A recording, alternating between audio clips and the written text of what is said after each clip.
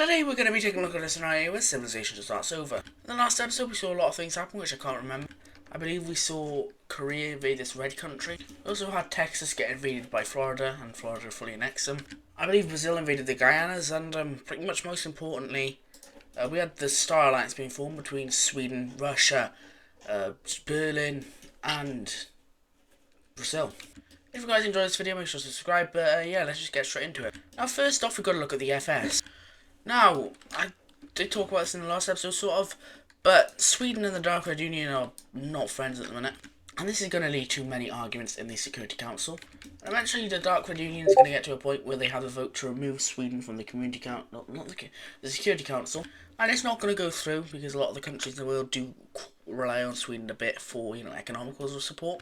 What they're going to end up doing is basically just taking charge because they are basically the leader of the FS. So we just see them demote Sweden, without even a vote. And this is going to have some severe backlashes. So just first, Sweden is going to leave the FS. We then see all of their allies leave the SS with Russia and Berlin. Doing so. Brazil was never in it in the first place, so don't really matter. And some other countries in the world, such as this green one down here, and even countries like Sudan over here, are going to decide, yeah, we don't really want to be like this in this thing anymore. It's quite undemocratic. So a lot of them are going to leave. Even countries in the Americas leaving, such as the Delmarva country here. We also have this country here leave it, even though they're kind of forced in. And it's clear that the FS is kind of losing its influence, so what the Dark Red Union is going to do is get a replacement for Sweden as a Security Council member. Guys, I'm so sorry, I accidentally got rid of Finland, that is so bad. Finland's back, I can't believe I removed them. I was just testing something out, alright, so, yeah, but I didn't add them back. But they will be getting a replacement for the Security Council in the red team down here. And this is going to kind of, this is going to kind of take some pressure off, because at least they are replacing the Security Council member, even though a lot of countries still do condemn this. I'm just finding dots everywhere of, countries that don't exist anymore. So yeah, enough of the FS for now, but this event is actually going to do something. And it's going to start the Cold War. So the Cold War has been started between the Dark Red Union and Sweden, and or I guess you could say the Square and the Star Alliance, as they will now battle for influence over Europe as a whole, and we'll see where this takes us in the next 2 episodes. But anyway, now we see Sweden, being a bit, angry. They're going to be like, okay, you made a mistake, Dark Red Union, we're going to do our own things now. And with them no longer being under the thumb of the Dark Red Union, as they call it, they're going to decide to invade Latvia. Oh, Latvia, what a country you've been. Fortunately, though, you're going to get invaded, and it's not going to be very nice, as the capital is taken almost immediately. We then see Russia get involved, and they invade from this region. Russia got destroyed in World War II, but they are finally doing things again, and they also take over this region. And we see Sweden snake down the coast over here, and in the end we see, if I turn the major cities on, actually I forgot to do that, but we see the Russians kind of coming over here, and the Swedish will take over the rest of this area right here, and we see a peace treaty. So over here we see this. We have the Russians taking over all of this eastern land. I can't do my east and west, guys. And then we have the rest going over to Sweden. So Sweden is fully showing their dominance over the Baltic Sea. I've given them an extra province because it looked ugly. But Sweden is truly showcasing their dominance over the Baltic Sea. I hate these borders. I absolutely despise them. Anyway, moving over to East Asia, we see something quite interesting happen, and that is with the alliances, as due to the growing dominance of the CEU, this pink country who is allied to Shandong, who is the leader of the CEU, it's going to be like, hey guys, we kind of want to join. And when there's a new member elected, they all have to vote. And we had to see pretty much everyone vote in favour of this pink country joining. No one actually votes against. So in they are in the CEU, this will help them with economical stuff, and it'll hopefully bring better stuff to their future. So yeah, and also, I guess you could also call this our daily career update today, because there's nothing else that can happen. So yeah, that's it for Korea, or Asia. Moving down to Neo-Persia, we're gonna see what they're thinking about this Cold War thing. Well, they don't really care, it's not really affecting them. However, what is affecting them, kind of, is the, if you could see, split of ideologies. I did mention in the last episode that Sweden does hate the democracy, which is why they have a dictatorship in their alliance.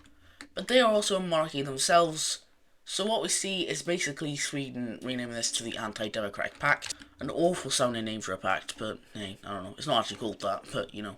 So we will basically make a call to many countries in the world that don't like democracy as much as them, and we may see some new members join in a few episodes. But for now, we're gonna head down to Africa, and we head down more to this like East African area. As you can see, this is a region of Madagascar. However, the culture here is very different to Madagascar. Madagascar has its own, if you look at actually the language layer, you'll see it's kind of divided by language. Obviously, this isn't all Japanese. There's many tribal languages that used to exist around here, but I'm just not showing them because it would be like thousands. But the culture of this country more does align with the culture of this country, and this region really wants to join. So what's going to happen is they basically give an ultimatum saying, hey, you have two options. Let us leave and join this country, or we're going to break away. And Madagascar doesn't really want to lose a little bit they have here, so they're going to basically be like, no, you're not breaking away.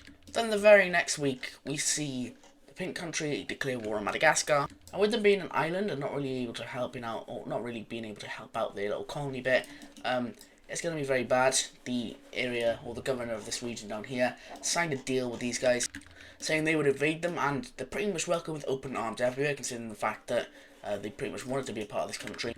But we see Madagascar, or the troops are over here, they quickly get defeated. The pink country is probably stronger than Madagascar.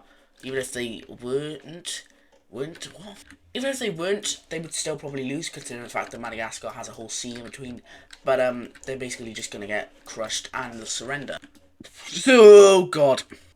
So in this peace treaty, my keyboard is playing up. In this peace treaty, we basically just see annexation of this area here. Madagascar will lose out on some possibly decently viable lands.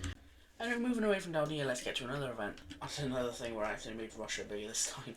And that is our first proxy war. Now, they really haven't happened yet, but we're finally going to see one. And that is going to be inside of the Orange country. Now, they are a dictatorship, and this is important because dictatorship isn't quite a monarchy, but also is very far from democracy. And a lot of people in the Orange team obviously want to be more free, so they want democracy. But there also could be someone who's really popular who wants to be a king. So we have democratic rebels break out down here in the south. This is where the people who kind of support democracy more live. They come around from a few more major cities around this part, and they kind of look like this. Then we have the monarchist guy. He's from this major city here, so they kind of want to make this a new capital of the country. They'll start to spread out and basically take over most of the northern area of this country, whilst the blue team will kind of consolidate and take over this city here, and then spread over to there. They'll also take the capital of the Orange country, or the original government, and the original government basically just like completely collapsed at this point. And I'm going to be colouring this right for, or we're going to be colouring it white for now, because it's basically not even a country anymore. It's more just a rush to grab land, and I'm going to show that now quickly. So I have the blue team rushing up into this area here, coming across, connecting up with, also I don't know what this lake's called. But they kind of come across here, and then we have the red part, or the monarchist part, taking all the rest of the northern part, and now they're going to fight. So we first see the monarchists, who have more nationalism, and they have more troops, get into this part here. They then manage to take this major city and push down and cut off the connection to this lake, which isn't that important. The blue team is then going to strike up here and take over this major city, so yeah. We'll also have another offensive from down here, and start to basically attempt to cut off the red team as two parts, which definitely help with some things. Then so the blue team push back over here and get to this point and try to push back against the monarchists. But obviously, if I haven't mentioned already, the monarchists are being supported by Sweden, and the democracy is being supported by the Dark Red Union, in which they're both able to get lots of troops. And it's weird because basically this region down here in South Africa supports the blue team, but then this region over here in the northern parts support the red team. So it's very weird. So it's a strange war. But the blue team is definitely the more favourite across the world, considering how many more democracies there are from monarchies. The world is definitely at this point looking for a democratic future, but Sweden is the only thorn in that side, so yeah. However, the red team is still going to make some successes in this region, and they actually form a pretty large encirclement here, cutting off a lot of troops who were here, and approximately 20,000 troops are lost in this encirclement here. And then have them basically continue out and trying to make as many encirclements as they possibly can, and basically just bulge out, trying to grab the city. However, the blue team has just done something really bad, and that is cut the red team completely off from the coast, and the monarchist version of the country will start to fall. We have this region over here going over to the blue team, and they'll basically start to fight back a lot. We had them getting fully pushed out of this area over here, and yeah, not good.